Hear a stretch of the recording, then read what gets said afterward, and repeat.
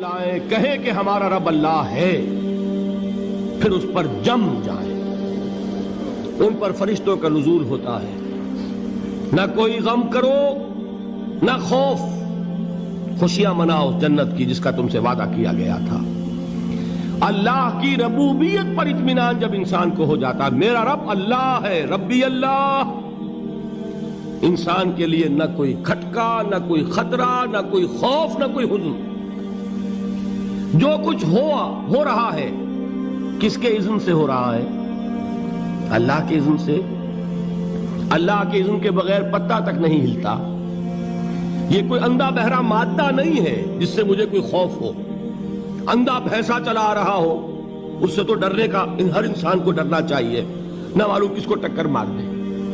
لیکن نہیں، اس کائنات کو چلانے والا ایک سمیع و بصیر خدا ہے، وہ جو میرا دوست ہے، میرا ولی ہے۔ اللہ ولی الذین آمنوا یخرجہم من الظلمات الی النور۔ اللہ اہل ایمان کا ولی ہے، ساتھی ہے، پشت پناہ ہے، مددگار ہے، حمایتی ہے۔ بتائیے جسے یقین ہو جائے کہ اللہ میرا مددگار، اللہ میرا محافظ، اللہ میرا پشت پناہ، اللہ میرا حمایتی، اس کے لیے کوئی خوف ہوگا؟ اس سے کوئی ڈر ہوگا؟ میں مثال دیا کرتا ہوں ایک بہت سادہ، پنجاب کے دیہات کی۔ وہ بڑا چودھری ہے اور کوئی غریب کسان ہے۔ اس غریب کسان کے جانوروں کو ہر وقت اندیشہ ہوگا چوری کا، کوئی میری بھینس کھول کر نہ لے جائے، کوئی میرا بیل کھول کر نہ لے جائے۔ لیکن جس کے بارے میں یہ سب کو معلوم ہو کہ وہ جو بڑا چودھری ہے وہ اس کا دوست ہے، اس کی بچیا کو کوئی خوف ہوگا؟ اس کی بھینس پر کوئی ہاتھ ڈالے گا؟ اسے کوئی اندیشہ ہوگا؟ نہیں۔ کیوں؟ کہ وہ بڑا چودھری، بڑا اس کا یہاں کا سردار، جاگیردار، سب کو معلوم ہے وہ میرا دوست ہے، کوئی میرے خلاف اقدام نہیں کر سکتا۔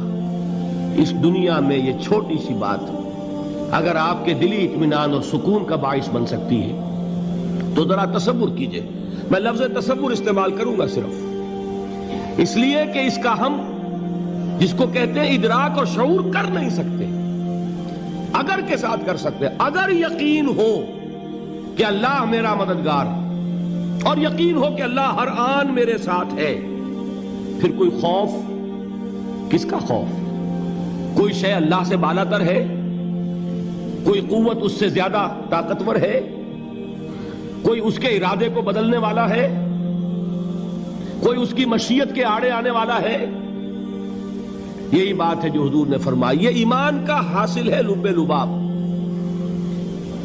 کہ دیکھو اچھی طرح اس بات کو ذہن نشین کر لو، اگر تمام انسان مل کر تمہیں کوئی نقصان پہنچانا چاہے نہیں پہنچا سکتے، مگر جو کچھ اللہ نے لکھ دیا ہو، اور تمام انسان مل کر تمہیں کوئی نفع پہنچانا چاہے نہیں پہنچا سکتے، مگر وہ شے جو اللہ نے طے کر دی۔ آپ پھر میں کہوں گا ذرا طاری کیجئے، اسے فرض کیجئے، اسے سوچئے۔ اگر اس حدیث پر ہمارا دل ٹھکا ہوا ہو تو کسی سے ڈر ہوگا؟ یہ مجھے نقصان نہ پہنچا دے، یہ میری رپورٹ خراب نہ کر دے، یہ میری انکریمنٹ نہ رکوا دے، یہ میرا یہ نہ بگاڑ دے، یہ میرے یہ نقصان نہ پہنچا دے۔ اس کا ڈر، اس کا ڈر، اس کا خوف، اس کی خوشامد، اس کے لیے جا کر طرح طرح سے اپنی عزت نفس کو ذلیل کروانا اس کے سامنے، یہ سب کچھ کیوں کرتا ہے انسان؟ جب سمجھتا ہے کہ اس کے ہاتھ میں میرا کوئی نفع ہے، اس کے ہاتھ میں میرے لیے کوئی ضرر ہے، یہ مجھے کوئی غضب پہنچا سکتا ہے، یہ مجھے کوئی نقصان پہنچا سکتا ہے، یہ میرا کوئی کام بنا سکتا ہے، یہ میری کوئی ضرورت پوری کر سکتا ہے، اسی کا نام شرک ہے۔ جہاں آپ نے یہ سمجھا کہ غیر اللہ کے اندر کوئی طاقت موجود ہے، وہی شرک ہے۔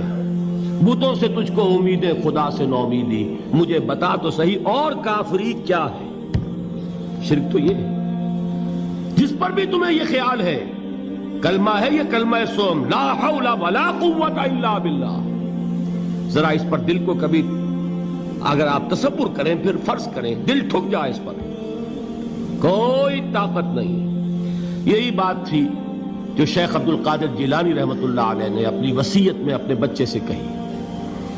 11ویں دینے والے ہیں، لیکن حضرت شیخ عبد القادر جیلانی کی وصیت اور تعلیمات کو کتنے لوگ ہیں تم جانتے ہو؟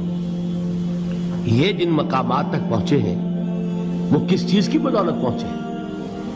انہوں نے جو پیغام دیا وہ کیا تھا؟ اے میرے بچے، جس طریقے سے قرآن مجید میں حضرت لقمان کی نصیحتیں جو ہے نقل کر دی گئی ہیں، میں یہ عرض کروں گا بالفرض اگر قرآن حضرت عبد القادر جیلانی کے بعد نازل ہوا ہوتا تو شیخ عبد القادر کی یہ نصیحتیں بھی قرآن میں درج ہوتی. اتنی اونچی نصیحتیں ہیں. اے میرے بچے، اس حقیقت کو ذہن نشین کر لے، لا فاعل فی الحقیقت ولا مؤثر الا اللہ. اس کائنات میں نہ کوئی فاعل حقیقی ہے نہ مؤثر حقیقی ہے سوائے اللہ. کسی شے میں کوئی تاثیر نہیں اگر اللہ نہ چاہے. آگ جلا نہیں سکتی اگر اللہ نہ چاہے. پانی ڈبو نہیں سکتا اگر اللہ نہ چاہے.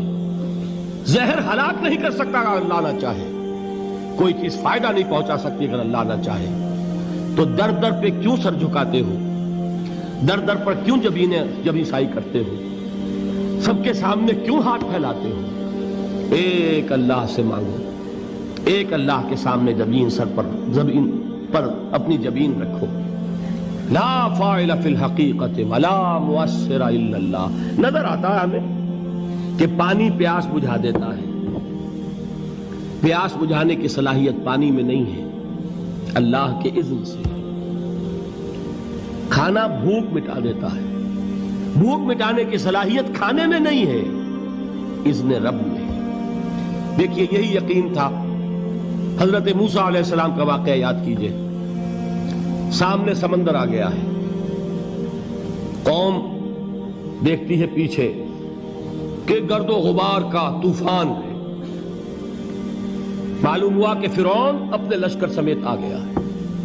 لشکر جب چلتا تھا تیز رفتاری کے ساتھ تو گرد و غبار کا جو طوفان اٹھتا تھا اس کا تصور کیجئے.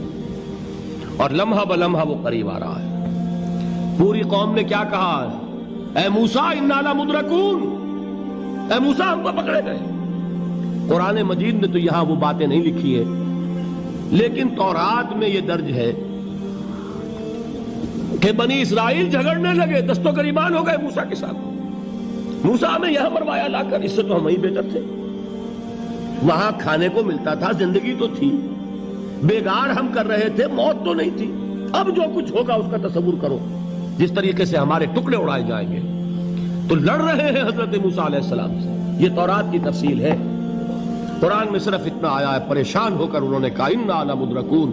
موسیٰ ہم تو پکڑے گئے. اس وقت موسیٰ کا جواب کیا ہے؟